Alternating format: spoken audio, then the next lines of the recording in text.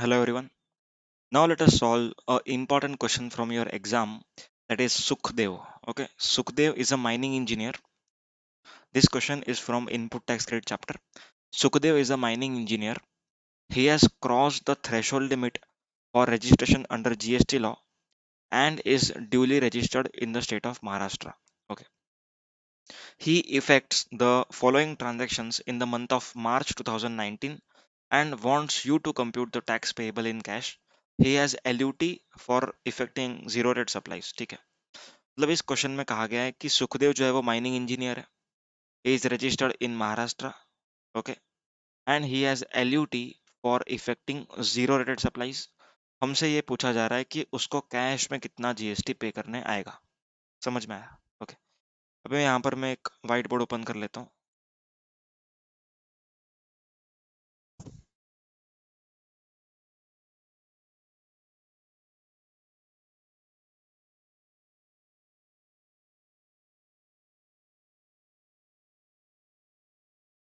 Okay, let us read the information given in the question. Sukhdev, being an operating member in mining and exploration services at Mumbai High, has provided certain services to joint venture in which he is also a participant. मतलब सुखदेव जो है वो एक joint venture का को वेंचरर है. ठीक है, Sukhdev is a co venturer of certain joint venture and joint venture is paying to Sukhdev for services received from Sukhdev. Okay, amount is rupees 12 lakhs. जो सर्विसेज सुखदेव ने दिया है, ठीक है, that are with regards to cost petroleum, ऐसा joint venture बोल रही है, एंड इसके ऊपर GST नहीं लगेगा ऐसा कहा जा रहा है. ओके, क्वेश्चन ध्यान से सुनना. आप लोगों ने कुछ माइनिंग किया, बराबर है, from the joint venture perspective mining हुआ. ओके, माइनिंग होने के बाद जो भी रॉयल्टी है, ओके, वो अपन किसको देंगे? स्टेट गवर्नमेंट को देंगे. समझ में आ रहा है? ओके, एंड जो भी खर्चा हमने इनकर किया फॉर एक्सट्रैक्टिंग दैट मिनरल्स, वो किसने किया? जॉइंट वेंचर ने. Okay, joint venture has incurred expenditure. यहाँ पर बोर्ड पे लिख रहा हूँ अभी. यहाँ पर फॉर एग्जाम्पल माइनिंग होने वाला है. Okay, this is government and this is joint venture. Okay, अब गवर्नमेंट ने जॉइंट वेंचर को लाइसेंस दिया for effecting mining in this place. Okay, यहाँ पर माइनिंग करने का लाइसेंस मिला. अब यहाँ पर जब भी माइनिंग होगा तो कॉस्ट कौन इनकर करेगा? Cost will be incurred by joint venture. समझ में आया? Cost will be incurred by joint venture. This cost is called as cost petroleum. Okay, this cost is called as cost petroleum. मतलब क्या? For example आपने 10 लाख का खर्चा किया for mining, बराबर, एंड जब भी आप लोग माइनिंग करने के बाद सेल करने वाले हो जो प्रोडक्ट मिला है आपको, उससे कॉस्ट की तरफ जो रिकवरी होने वाली है, okay, towards cost, this recovery towards cost is called as cost petroleum. आया समझ में? तो जो भी जॉइंट वेंचर को पैसा मिलेगा 10 lakh rupees, to the extent of 10 lakh rupees from sale of that particular mineral, it will be not liable to GST because it is called as cost petroleum. ठीक है, इसको बेच के एग्जाम्पल 15 लाख मिला, तो जो 15 लाख आपको मिला हुआ है, ओके, तो इसमें से जो 10 लाख है, it will not be taxable. It will not be taxable because it is not a service to government of India. It is not a service to government of India.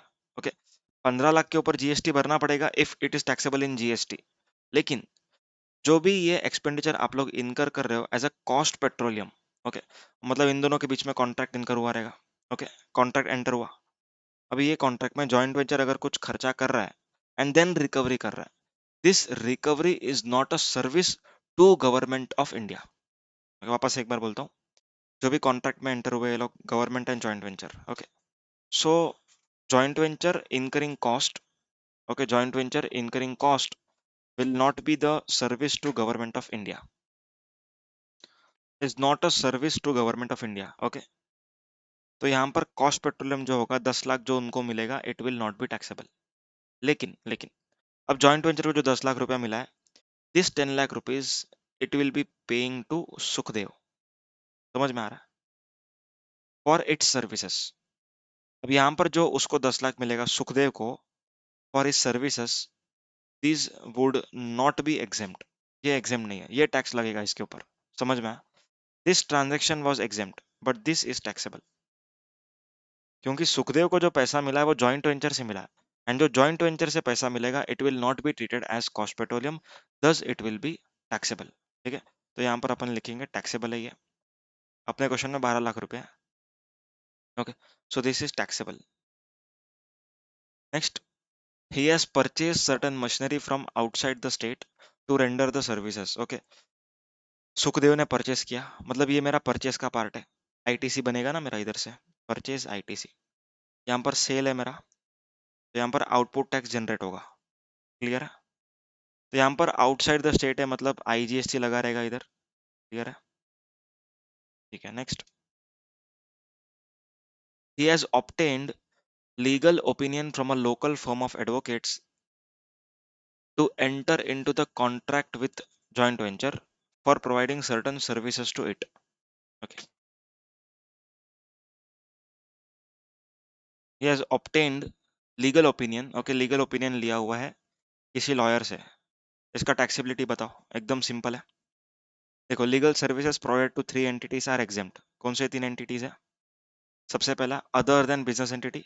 Second, business entity whose turnover is less than threshold. Third one, CG, SG, UT, LA, government authority and government company. अगर इन लोग तीनों को legal service मिलता है then it is exempt, तो उसके ऊपर कोई आरसीएम नहीं आएगा। लेकिन यहाँ पर हम तो रजिस्टर्ड पर्सन है, तो यहाँ पर रिवर्स चार्ज मैकेनिज्म आएगा। Okay, RCM. क्लियर है। Next, he has obtained accommodation from state government to locate his office close to seashore। Then I say this is renting of immovable property from government। ठीक है, that is state government, central government। तो यहाँ पर renting of immovable property provided to registered person, it will be taxable under RCM as per entry number 5A। ठीक है, entry number 5A RCM, मतलब ये भी यहाँ पर परचेज है, ये भी परचेज है। Next, he gets a portion of petroleum silt as a part of compensation while exploring petroleum reserves in the Mumbai High, which is as per contract and is a part of cost petroleum। अब यहाँ पर सुखदेव को directly जो पैसा मिल रहा है, okay, recovery towards cost is called as cost petroleum. 6 lakh रुपए डायरेक्टली मिल रहा है, ओके, सुखदेव को। So this is called as cost petroleum. समझा? जो फर्स्ट ट्रांजेक्शन था उसमें जॉइंट वेंचर से मिला था इसलिए टैक्सेबल था, यहाँ पर डायरेक्टली मिल रहा है इसीलिए एग्जेम्प्ट रहेगा।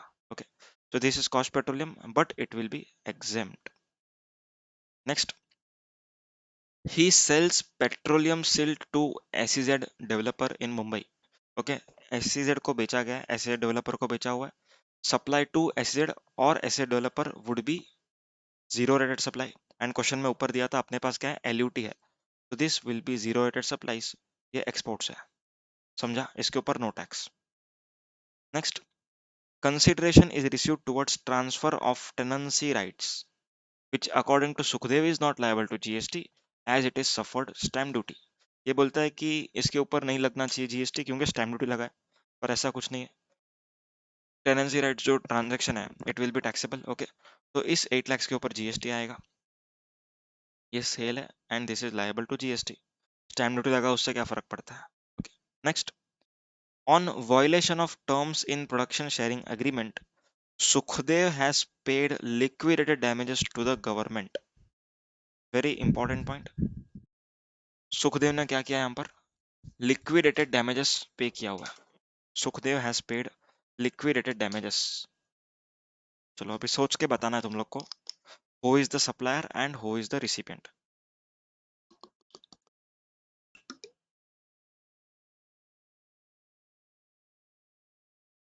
क्या बताना है, who is the supplier and who is the recipient.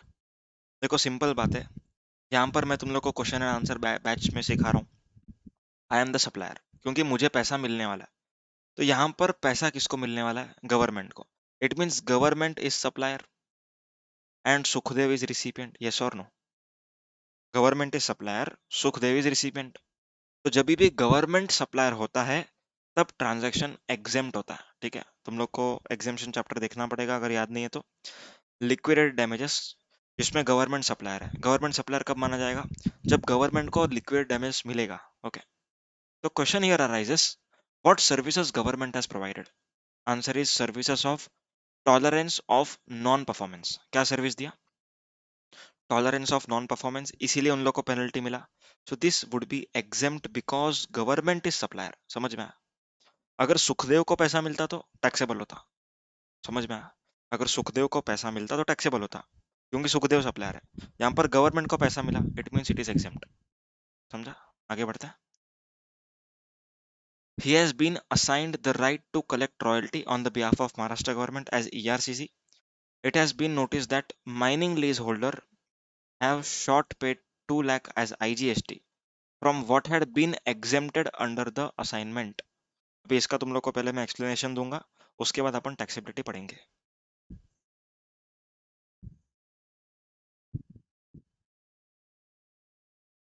Okay, start कर रहा हूँ। पहले तुम लोग को एंट्री नंबर 65B में एक बार शॉर्ट में बताता हूँ। यहाँ पर for example mining lease holder, ठीक है, यहाँ पर माइनिंग होल्डर है, यहाँ पर है स्टेट गवर्नमेंट।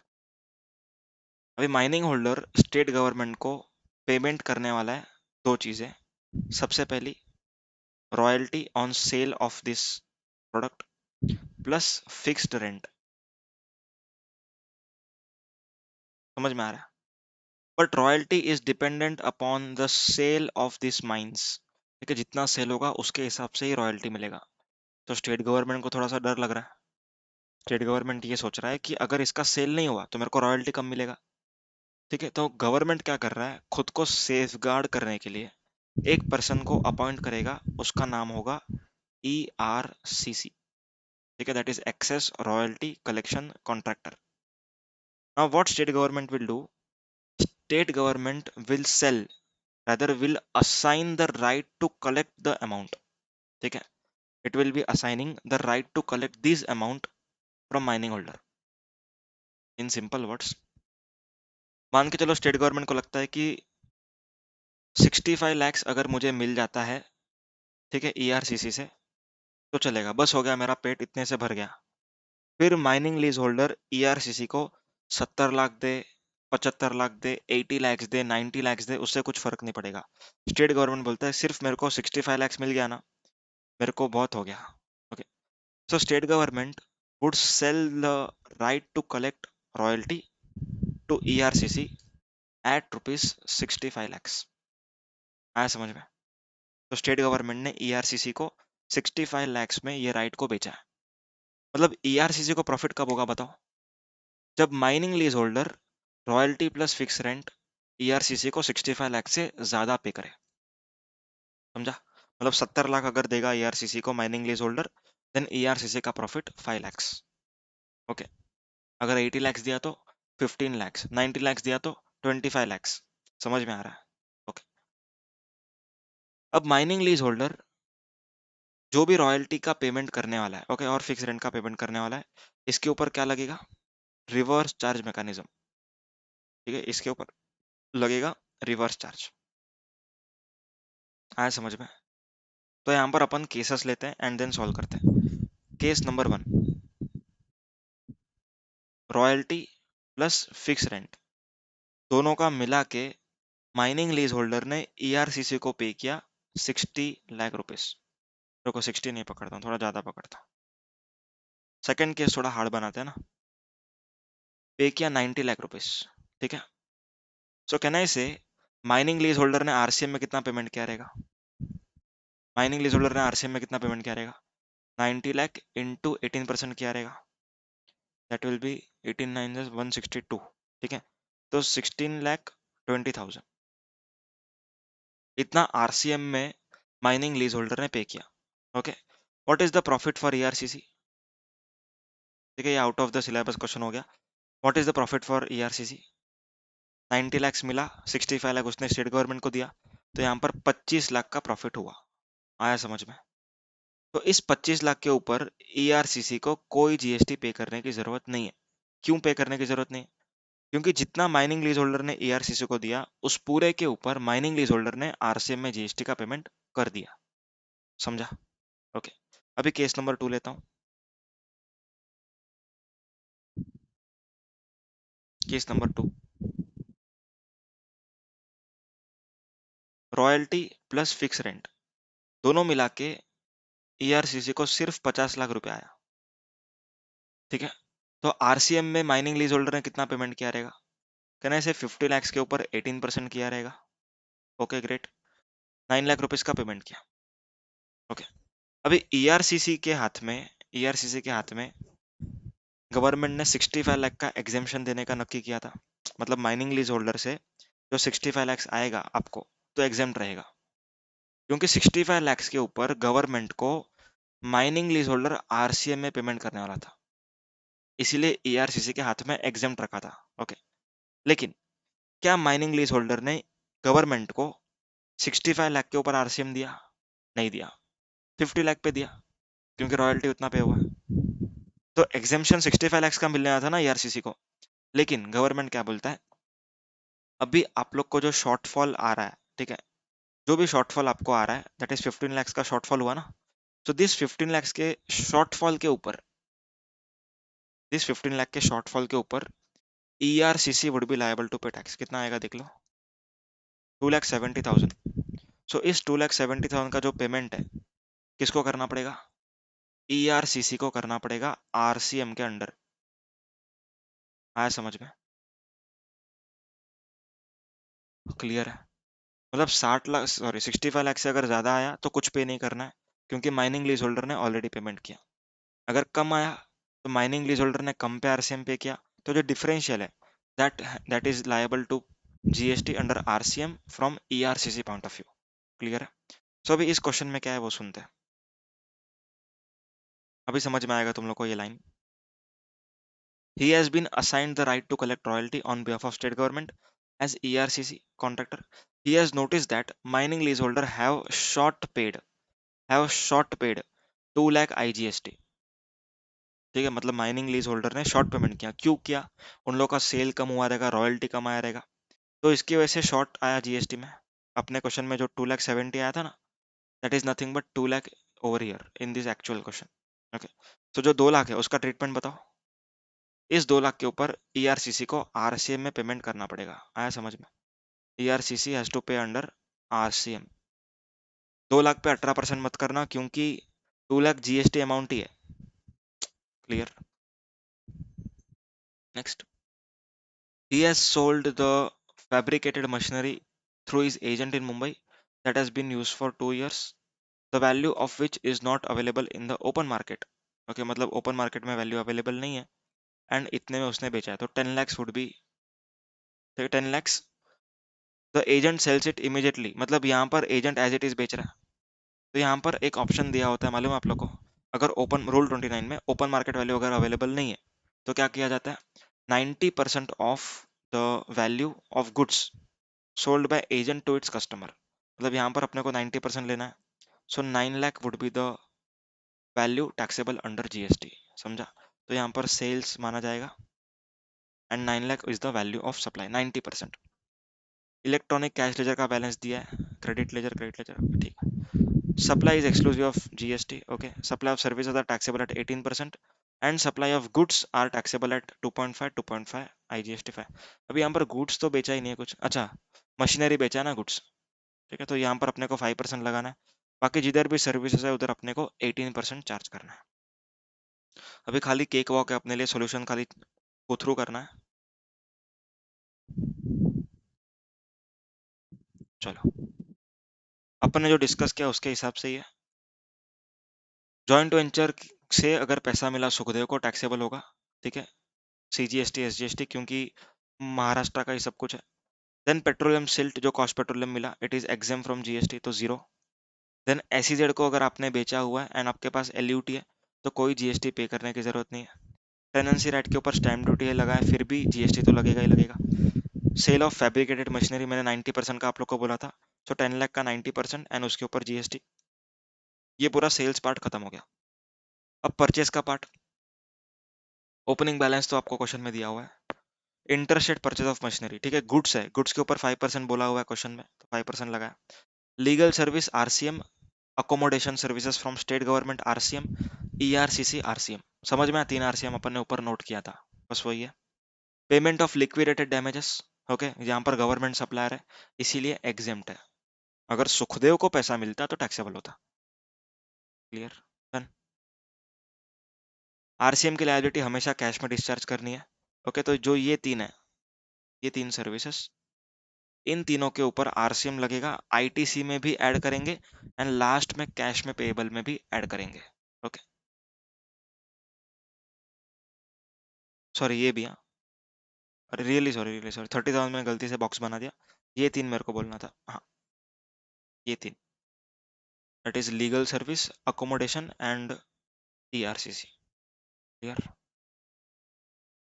अभी यहाँ पर चेक कर लेते हैं। अपना आउटपुट टैक्स लायबिलिटी आ गया।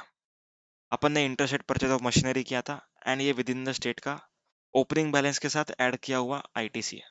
ठीक है, आईजीएसटी का आईटीसी अपने को पहले एग्जॉस्ट करना है, तो यहाँ पर 2,90,000 को हम लोग यूज करेंगे, 1,57,000, 1,32,500। ओके, इसको पूरे को जीरो कर दिया, पूरे को जीरो किया। अभी 45,000 सीजीएसटी यूज किया, 39,000 एसजीएसटी यूज किया।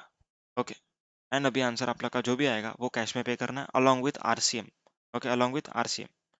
यहाँ पर आरसीएम का लायबिलिटी दिया हुआ है, सॉरी ये यूटिलाइजेशन है, यहाँ पर आरसीएम का लायबिलिटी है। Okay, so this amount minus utilization equal to this amount. Okay, तो 31,000 प्लस 27, तो अपने को एसजीएसटी 58 पे करना है। Okay, then CGST 15 and IGST 2 lakhs। That's it. जो भी कैश लेजर का बैलेंस क्वेश्चन में दिया हुआ है आपको उसको यूज करना पड़ेगा। आया समझ में? That's it with this question. Thank you so much.